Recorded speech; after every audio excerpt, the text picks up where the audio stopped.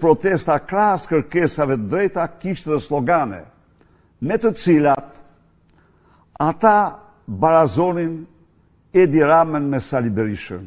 Në qoftë se ti krahason të pakrahasueshmet, ti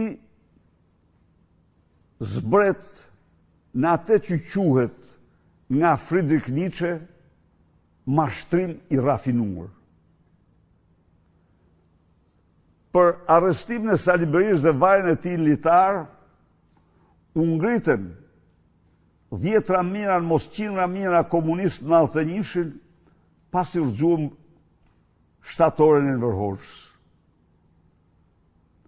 Vazhdoi ky avaz në 97-ën, grupet e rebellimit komunist të njëjtë gjë. Vazhduan me akuza nga më monstruozet.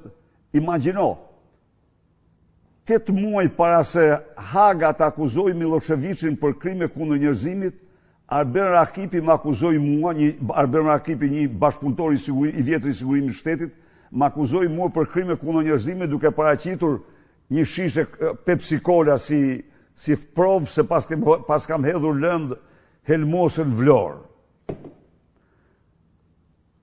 Edi Rama përdori miliona në mënyrë që Sali Berisha të sankcionojë. Është vërtet kjo. Edi Rama me krenari të madhe rahte gjoksin se s'kalon dot Atlantikun Sali. Edi Rama në konferencat dhe thirrjet e tij ja u them atyre që përdorin këtë slogan, e ka përdorur Edi Rama kush e disa herë në konferenca dhe se vetë ekzistenca e skapit vihet në diskutim se nuk po arreston Sali Berishën. Edi Rama organizoi atentat kundër Sali Berishës në mes bulevardit. E arrestoi atë 333 ditë. Nuk ka verbrim më të madhe se të krahasosh të pakrahasueshmet. Këto slogane janë të armiqve të Partisë Demokratike.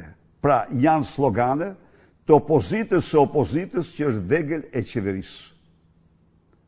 Ky slogan është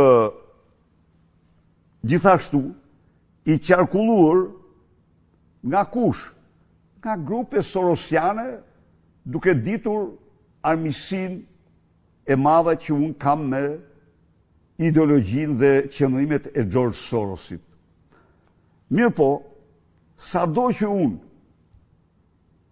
kam bërë qartë qytetarëve se këto nuk mund t'jenë një pengesë, edhe nuk janë absolutisht një pengesë. Pse? Pse nuk janë pengesë këto? Sepse kundër Edi Ramës ne do bashkëpunojmë dhe me armiqtë tanë.